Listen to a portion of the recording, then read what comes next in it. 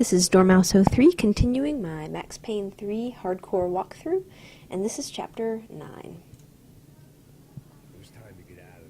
So there's not a whole lot to say for this chapter. It's pretty short, considering I managed to get the whole chapter into an 11-minute video.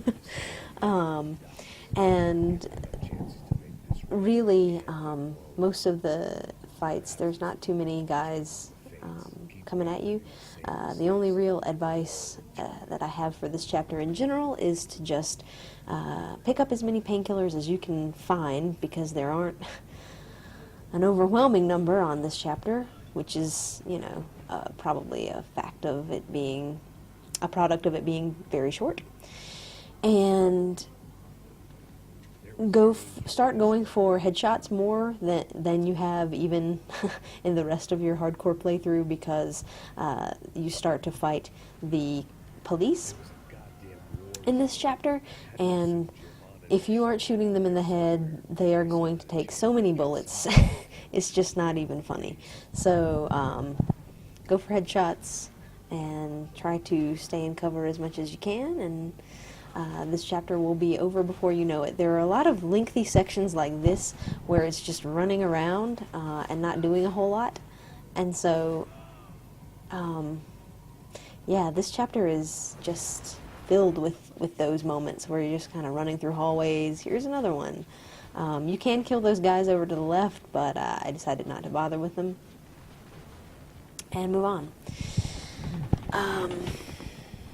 So I decided I wanted to talk about a couple of topics here, and I will pipe up if I see something that needs discussing in this chapter, but for the most part it's just pretty standard. There's only one real part that I had a bit of an issue with toward the end. So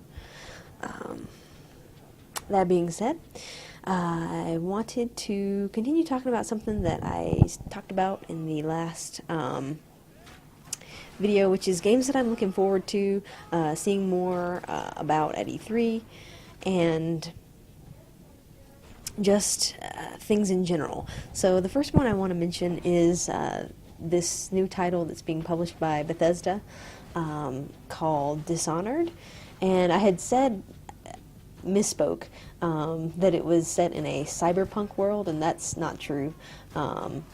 It is actually a steampunk world. I got those confused, which I guess there's a pretty big difference there. So it's going to be in this sort of, I don't know, Victorian-ish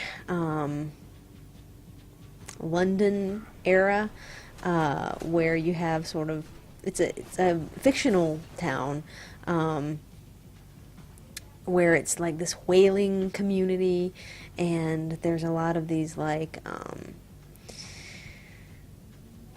steam-driven, or they look like steam-driven carts and vehicles and things like that, but they're actually sort of modernized, or not even modernized, futurized, if that's a word, futuristic. So they have like electricity, this blue magic-y electricity stuff flowing through them. They have like these electric barriers and stuff, and they have these things for the guards or police regime of the town, called tall boys, that are just these mechanical devices that they get in, and they have really long legs, and so they have a height advantage over everyone, and they have sort of like arrows that make people that just burst into flame.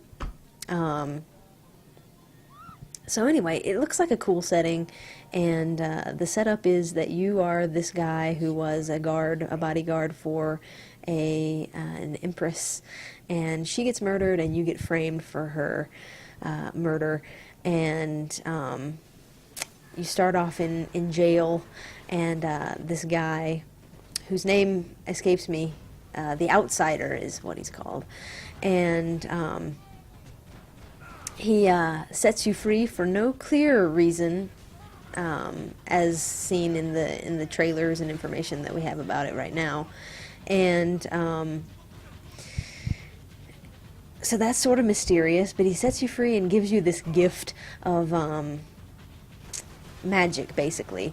And so you're able to sort of perform these magical abilities and upgrade things, and throughout the course of the game, somehow you're going to be taking assassination contracts and doing things like that.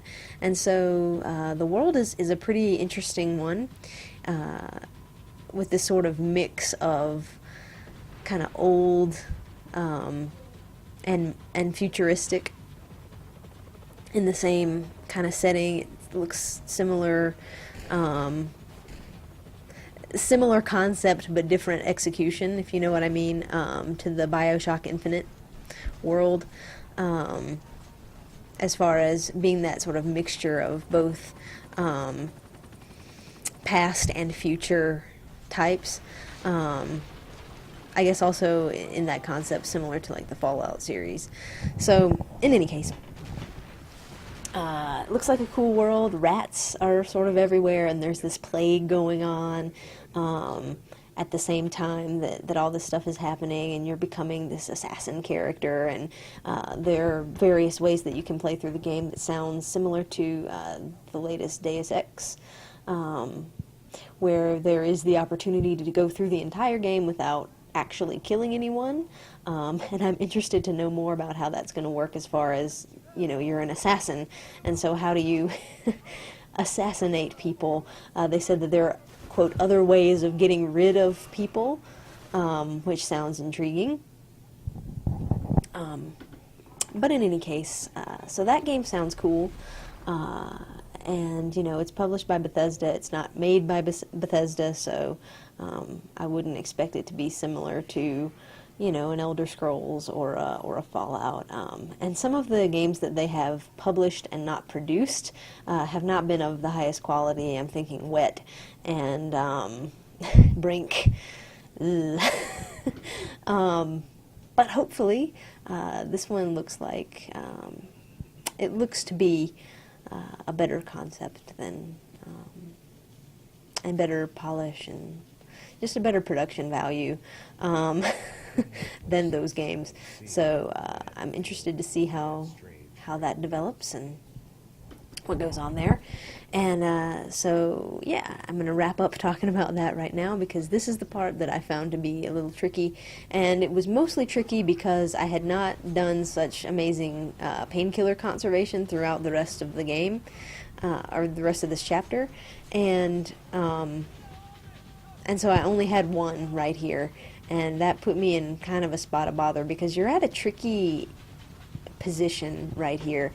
You want to make sure you clean up those two guys to your left really quickly, because they will rush you around the corner, and then try to set that barrel on fire and get it to take care of some of the guys for you. And then, you know, some people will rush you over to this side. I find that they're not necessarily as aggressive if you are, if you don't move up to the left any more than I am right now. They aren't quite as bad about rushing you, but I think that was the last guy in the area, and so he did. Another problem that I ran into in this spot was that I didn't seem to have a lot of bullets. And so I had to really be conserving those wisely, so I put myself in kind of a tricky position there for that. But if you're watching this, hopefully you can learn from me and try to conserve your painkillers, because there aren't very many tricky confrontations up until this point. And so if you can reload a checkpoint or just play conservatively and keep your painkillers at hand, this won't be as tough for you.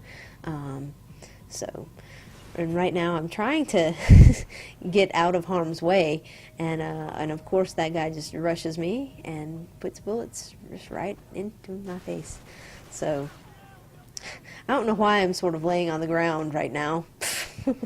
I guess because Max takes so long to get up, I was concerned that while he was getting up, I would be getting shot. So I wanted to try to play it safe right then. And there are 4 or 5 guys that come out in this area. One will be on a balcony down there. And that's the end of this section. So as I said, this chapter isn't super challenging. And I think after I get that kill cam, the last guy still comes out on that balcony. So it's kind of strange. But just be prepared for that. One guy will come out up there, and if he hasn't yet, even if you get the kill cam, he will. So, yeah. Be careful with that.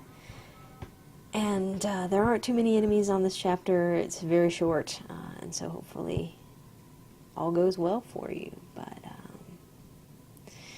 all you have left now is some quick time events, which are not challenging in the least. So, because it's always the same buttons.